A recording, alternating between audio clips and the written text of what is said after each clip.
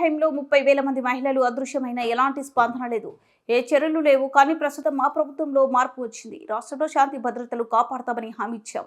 అందుకు అనుగుణంగా Vijayawada task force పోలీసులు 18 మహిళలు మిస్సింగ్ కేసులను ఛేదించారు. ఈ విషయంలో టాస్క్ ఫోర్స్ పోలీసులకు హోంమంత్రి అనితకు అభినందనలు అని రాష్ట్ర ఉప ముఖ్యమంత్రి పవన్ కళ్యాణ్ పేర్కొన్నారు. చంద్రబాబు నేతృత్వంలోనే ఎన్డీఏ ప్రభుత్వం మహిళల రక్షణ కోసం పోలీసు యంత్రాంగానికి పూర్తి అండగా నిలుస్తుందని ఆయన అన్నారు. సామాజిక మాధ్యమాల వేధింపుల నుంచి కూడా మహిళలకు రక్షణ కల్పిస్తున్నామని తెలిపారు. దార్శనికతకి చాలా అర్థం పడుతుంది అధ్యక్ష. ఎందుకంటే ఎవరెవరి పేర్లు నిన్నగాక మొన్న వచ్చిన వ్యక్తి పాస్బుక్లకి పేర్లు ఆయన ఫోటోలు వేసుకున్న దాన్ని నిజంగా దేశం కోసం ప్రజల కోసం కాంట్రిబ్యూట్ చేసిన వ్యక్తికి అది గుర్తించడం అనేది మనస్ఫూర్తిగా ముఖ్యమంత్రి గారికి నా ధన్యవాదాలు తెలియజేసుకున్నాను అధ్యక్ష. అలాగే సభలో ఎంతమందికి తెలుసో తెలియదు కానీ పొట్టి శ్రీరాములు గారి నిజమైన బలిదానాన్ని డిసెంబర్లో ఆయన బలిదానం ఉంటుంది. ఆయన చనిపోయారు మన కోసం.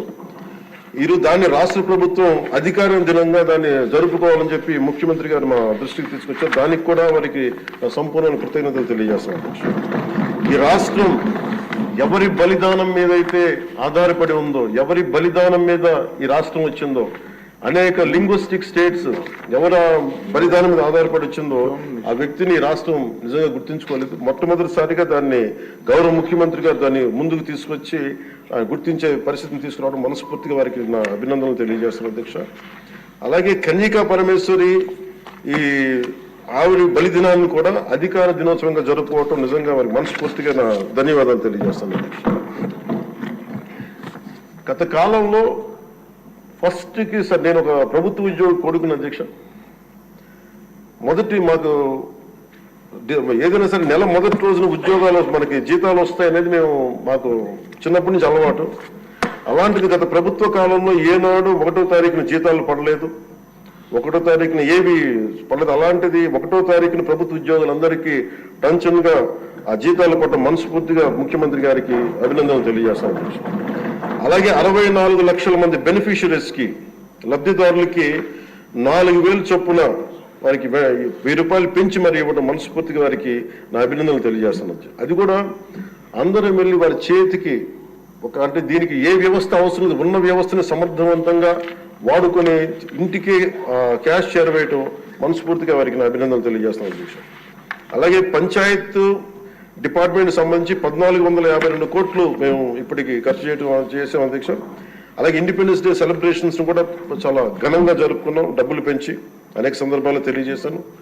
13,326 గ్రామ పంచాయతీలకి జాతీయ ఉపాధి హామీ పథకం కింద పల్లి పండుగ ద్వారా 4,500 కోట్లు నిధులు విడుదల చేశాం అధ్యక్ష. అలాగే గౌరవ ముఖ్యమంత్రి గారి ఈ నాయకత్వంలో ఈ ప్యాడీ జ్యూస్ రైతులకు కావాల్సింది 1,674 కోట్లు రిలీజ్ చేసి నిజంగా మీరు రైతాంగానికి మీరు ఎంత అండగా ఉంటారో మాటలతో కాదు చేతుల్లో చూపించారు అధ్యక్ష. వారికి మనస్ఫూర్తిగా నా ధన్యవాదాలు. అలాగే ప్రభుత్వానికి మన కేంద్ర ప్రభుత్వానికి ఎంత అండగా ఉంది మోడీ గారి ఆధ్వర్యంలో ఉన్న కేంద్ర ప్రభుత్వం అనడానికి అమరావతికి 15,000 కోట్ల రూపాయలు, పోలవరంకి 12,500 కోట్ల రూపాయలు, రైల్వే ప్రాజెక్ట్స్ దాదాపు 70,000 కోట్ల పైచిలకు, హైవేస్ అయితే దాదాపు ఇప్పటికే 55,000 కోట్ల రూపాయలు ఈరోజు మనకి ఇచ్చారు అధ్యక్ష. దాని పనులు జరుగుతూ ఉన్నాయి. అలాగే ముఖ్యమంత్రి గారికి కూడా ముఖ్యంగా మిడ్ డే నేను అడిగింది ఏంటంటే ముఖ్యమంత్రి గారిని డొక్కా సీతమ్మ గారి పేరు ఏదన్నా పథకాన్ని క్యాంటీన్ పెట్టండి అంటే ఆయన ఏకంగా దీనిలో నారాయణ గారికి కూడా ముఖ్యమంత్రి గారు ప్రత్యేకంగా నా ధన్యవాదాలు తెలియజేస్తున్నాను అధ్యక్ష. మధ్యాహ్న భోజన పథకాన్ని విద్యార్థుల మధ్యాహ్న మిడ్ డే మీల్ స్కీమ్ కి డొక్కా సీతమ్మ గారి పేరు పెట్టడం మనస్ఫూర్తిగా వారి చేతులెత్తి నేను నా మనస్ఫూర్తి గారికి కృతజ్ఞతలు తెలియజేస్తాను అధ్యక్ష. అలాగే ఇలాంటి స్ఫూర్తి చూసి నాకు కూడా వ్యక్తిగతంగా నేను ముఖ్యంగా ఆయన లీడర్షిప్ ఎబిలిటీ, ఒక క్రైసిస్ వచ్చినప్పుడు ఒక నాయకుడు ఎలా ఉండాలి, ఒక వరదలు వచ్చినప్పుడు ఎలా ఉన్నారనేది మనకి విజయవాడ బొడిమేరు వరదలప్పుడు అసలు ఆయన చూపించిన నాయకత్వ పటిమ ఇవన్నీ చాలా ఆదర్శనీయం అధ్యక్ష. మేము వెళ్ళి కాళ్ళు మన చొక్కా మడిచి ఆయన దిగి బురదలో నడిచి దిగి ఆయనకి అవసరం లేదు, ఆయన చేయించవచ్చు. ఒక కమాండ్ సెంటర్లో కూర్చొని చేయగలిగే సత్తా ఉండి కూడా మా అందరికీ ధైర్యం నింపడానికి, మా అందరికీ భరోసా నింపడానికి, ప్రజలకు ఆ భరోసా ఇవ్వడానికి ఆయన నడిపించిన తీరు యంత్రాంగాన్ని చాలా అభినందనీయం అధ్యక్ష. అలాగే జల్ జీవన్ మిషన్ కి సంబంధించి అధ్యక్ష ఈ రోజున గత ప్రభుత్వం ఫిల్టర్ బెడ్స్ కూడా మార్చలేదు అధ్యక్ష. అంటే 4 లక్షలు అవుతుంది. అంటే ప్రతిసారి ప్రతి నెల మొదటి లేయర్ లో మొదటి శాండ్ తీసి అది అసలు కనీసం అది కూడా కనీసం ఫిల్టర్ బెడ్స్ మార్చని కాడికి ఈ రోజు పొద్దున మన అసెంబ్లీలో కూడా మాట్లాడిన గౌరవ సభ్యులు కొంతమంది తీసుకొచ్చింది కనీసం మనకి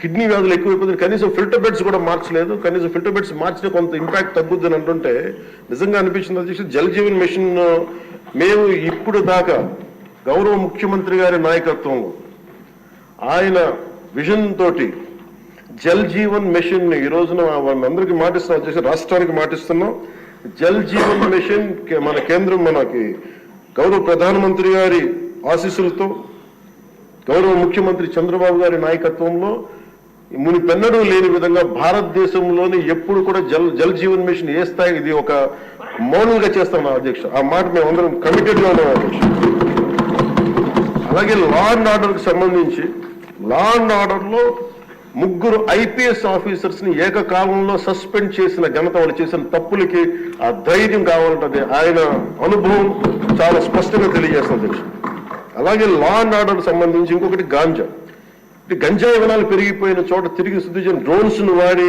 గంజాయిని అరికట్టడం ఈ మధ్యలో కూడా మనం ఏ స్థాయికి వచ్చిందని పక్కన ఉన్న వైజాగ్ లో హాస్పిటల్ పక్కన చిన్న పిచ్చి మొక్కలు కూడా పెంచేస్తాం అంత ఇదిగా పెరిగిపోయిన దాన్ని ఉక్కుపాదంతో దాన్ని అణిచేస్తామని చెప్పింది చాలా స్ఫూర్తిదాయకం అధ్యక్ష ప్రత్యేకించి సోషల్ మీడియాకి సంబంధించి అసలు ఇంట్లో ఆడబిడ్డలు బయటికి రావాలన్నా కానీ ఊళ్ళల్లో ఈ రోజున ఇక్కడున్న చాలా మంది గౌరవ సభ్యులు కానీ ముఖ్యమంత్రి కానీ వీళ్ళందరూ ఎంతో కొంత ఒక ఇన్సులేటెడ్ అధ్యక్ష కొంతమంది అధికారులు తెలియచ్చు లేదంటే మనుషులు ఉండొచ్చు వీళ్ళని ఉండొచ్చు కానీ నిజంగా సఫర్ అవుతుంది